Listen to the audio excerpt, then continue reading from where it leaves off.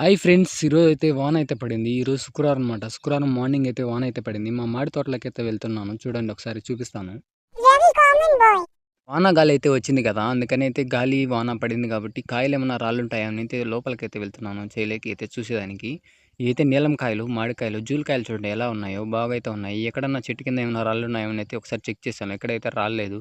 గాలి అయితే, వాన అయితే పడినా గానీ కాయలైతే రాలేదనమాట. నీలం కాయలు చూడండి ఎలా ఉన్నాయో.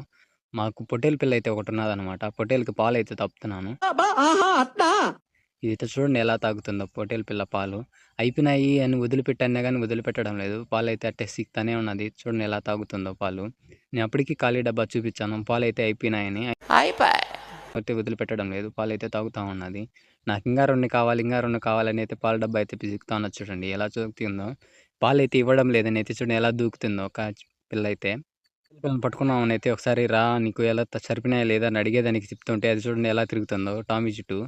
కుక్క చుట్టూ అయితే తిరుగుతుందనమాట. ఒకసారి చెప్తుంది తాగావా అంటే, "ఆ! తాగాను నేను వెళ్ళిపోతున్నాను"